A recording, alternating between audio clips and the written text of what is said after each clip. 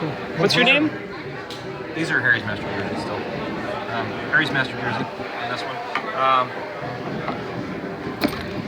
So that's my first cut. And then I'll demonstrate it. I'll slow it down and show you a little bit in the second cut. I'm going to try to grab a rootstock that's about the same diameter. These are a little on the smaller side, so it'll be really easy.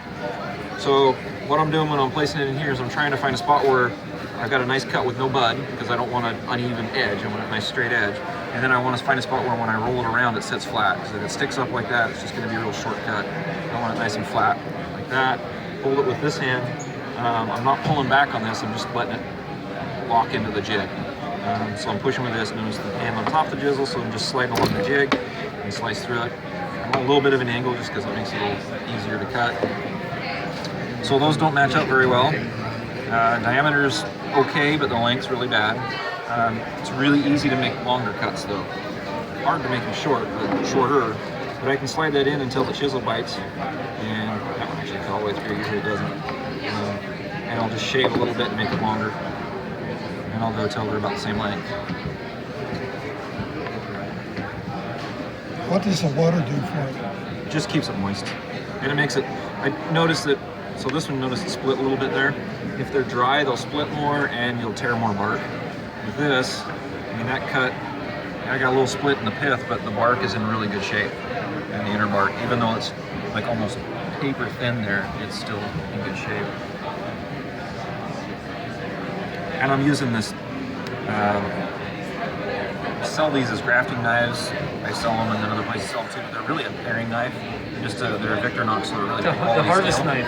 Yeah, exactly. So they're really thin, which lets you do that cut without damaging so much tissue. Again, we're paper thin, but we're nice that everything's in good shape. I started my cut above the pith. So we have a long pith, but generally above the pith, about 2/3 the whole way up the cut, and come back down parallel to the outside of the bark as much as I can, almost to the bottom of the cut.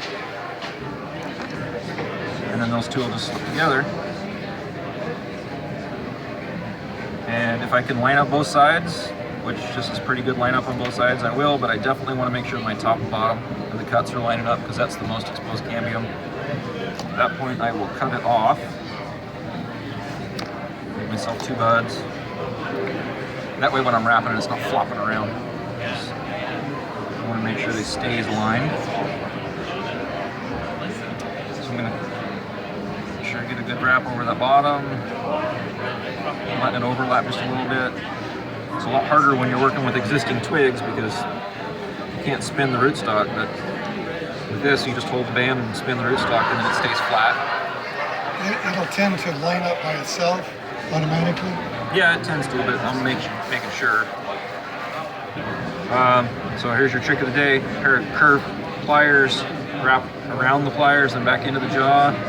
Grab a hold of it with my hand so I can pinch it and just pull it through. And there's my tie.